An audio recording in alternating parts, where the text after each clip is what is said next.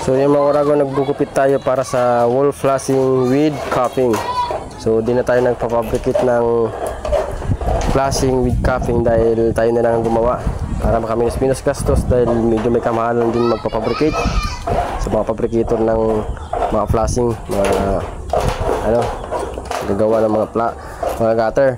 So kaya nakapaglagay na rin tayo ng taas, may wall flashing na tayo dyan. Punta doon, tapos natapos na natin yan. Yan na yung sinunod natin na yun, kalagay na rin tayo doon. So ito na rin yung nagawa natin, isa pa. Ayan, yung karugtong ilagay natin sa taas. At ito na rin sa labas yung nagawa ko. Ayan, nailagay na natin. So safe na safe yan sa ulan dahil naka wall flashing tayo. Tapos walang aberya ang tulo sa loob dahil nakabend naman yung taas nyan na para sa pagdadaanan ng tubig. So yun, nakabend naman siya. Salong-salo yung tubig, hindi lalabas dito. Kumbaga salong-salo para durgot yung tubig papunta doon. Yan, naka wall flashing tayo kaya ini-screen put na rin natin yung area na to. Ay, screen put na. Parang ganito siya. Ito. Ayan. So, dito yung dadaan yung tubig. Nakasalo rin siya dito. Walang labasan yung tubig niya.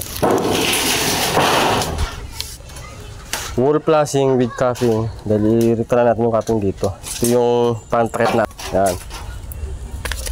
Pang-cap sa taas. Nire-rebit na lang natin yan dahil di kasi natin kayang i-fix ng diretsuan na nakabend na. Dahil mahihirapan tayo. Kaya ganyan lang ginawa ko. Pinag-iwalay ko yung cap sa flashing.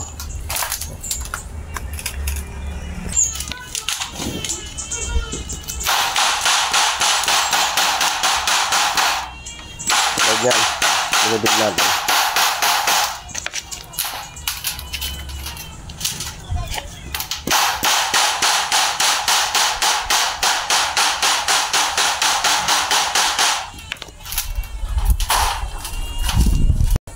So yun mga korago, sa di pa nakapanood ng ating video yung paggawa natin dito sa bahay na to, panoorin nyo.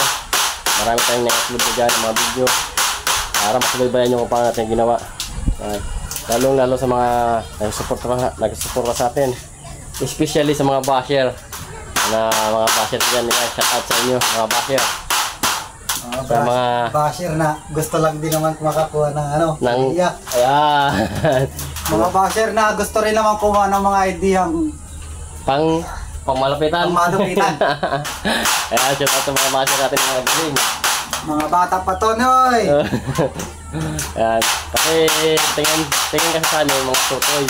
Tutoy pa sa larangan ng pang-construction. Talent based. Talent accepted. Yes. Ayan. Sa di pa nakapagpanood ng pag-wiring natin. Ayan, nag-wiring tayo dyan. Ayan yung naka-breaker natin. So, panoorin nyo kung paano natin winiringan. Tayo na nag-wiring. Tapos tayo pa rin nagpintura. Lahat na tayo pa rin nagpintura. Kami pa rin ang nag-welding at tiles. Yan, tiles. Lahat na. Kaya shout out sa mga galing natin na mga basher.